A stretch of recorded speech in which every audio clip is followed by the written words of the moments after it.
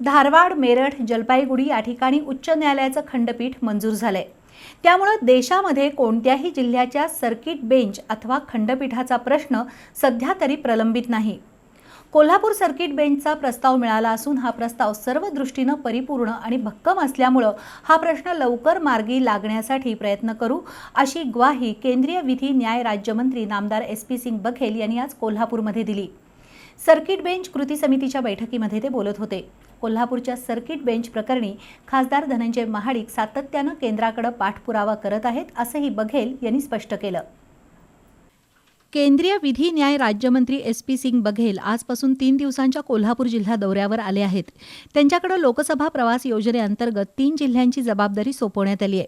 आज कोल्हापूर जिल्हा bar association आणि सर्किट बेंच कृती समितीच्या शिष्टमंडळानं नामदार बघेल यांची भेट घेतली। खासदार धनंजय महाडिक यांच्या पुढाकाराने झालेल्या चर्चेमध्ये बघेल यांनी कोल्हापूरच्या सर्किट बेंचबाबत सविस्तर माहिती जाणून घेतली। ज्येष्ठ कायदेतज्ञ ॲडव्होकेट संतोष शहा, विवेक घाटगे, गिरीश खडके यांनी नामदार बघेल यांना कोल्हापूरच्या सर्किट बेंचबद्दल गेली 35 वर्ष सुरू असणाऱ्या लढ्याची माहिती दिली। मुंबई उच्च न्यायालयाचं सर्किट बेंच कोल्हापूरला झालं तर संपूर्ण पश्चिम महाराष्ट्रातील नागरिकांना लाभ होणार आहे। वेळ, पैसा यांची बचत होईल आणि पक्षकारांना जलद न्याय मिळेल असं सांगण्यात आलं। यावेळी बघेल यांनी जिल्ह्यातील सर्व न्यायालयातील प्रलंबित खटल्यांसह अन्य माहिती जाणून घेतली। कोल्हापूर सर्किट बेंचचा प्रस्ताव सर्व दृष्टीने परिपूर्ण आणि भक्कम असल्यामुळे या प्रस्तावाच्या पूर्ततेसाठी आपण प्रयत्नशील राहू अशी त्यांनी ग्वाही दिली। तसंच खासदार धनंजय महाडिक हे केंद्र सरकारकडे सर्किट बेंचबद्दल सातत्याने पाठपुरावा करत असल्याचा त्यांनी उल्लेख केला।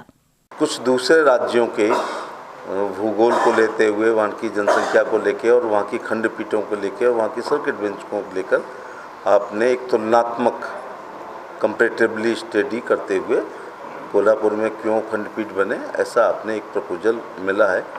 मैं इसको संबंधित लोग जो इसके लिए जिम्मेदार होते हैं या जिनके अधिकार क्षेत्र में आता है उनसे बात करूंगा। आपके सांसद जी ने, धनंजय जी ने, आज की बात नहीं है, जब मैं यहाँ नहीं भी आ रहा था तब भी मेरे को दिल्ली में कहा था कि वो वहाँ की जन डिमांड है, पब्लिक डिमांड है, नॉट ओनली लॉयर्स डिमांड, ये कॉमन मैन की वहाँ पर डिमांड है, तो पहले से भी कहते आ रहे हैं।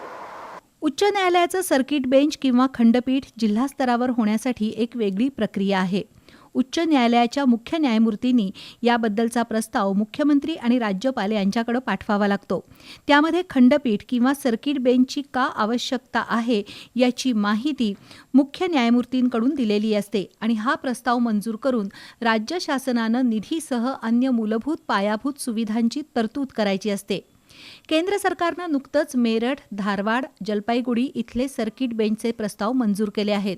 सन 2014 ते 2019 या काळात तत्कालीन युती सरकारनं कोल्हापूरच्या सर्किट बेंचचा प्रस्ताव मंजूर करून त्यासाठी आर्थिक तरतूद केली होती। याकडे पत्रकारांनी नामदार बघेल यांचं लक्ष वेधलं असता बघेल यांनी या प्रक्रियेतील काही त्रुटी निदर्शनास आणल्या। कैबिनेट डिसीजन तब होना चाहिए जब मुख्य न्यायाधीश का उस राज्य को प्रपोजल आए। वो कैबिनेट डिसीजन आपका हुआ, वो किसके लिए हुआ?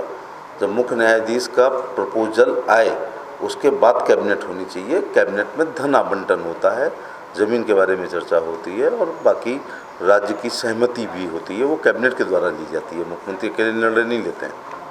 और जब मुख्यमंत्री का ये निर्णय चला जाता है राज्यपाल महोदय के यहाँ, तो जैसा सभी जगह राज्यपाल सहमत व्यक्त करते हैं, प्रायः देखा गया है कि उनकी असहमति नहीं होती है। केंद्र सरकारकडून कोल्हापूरच्या सर्किट बेंच प्रस्तावाला लवकरात लवकर न्याय मिळावा अशी अपेक्षा खासदार धनंजय महाडिक यांनी व्यक्त केली।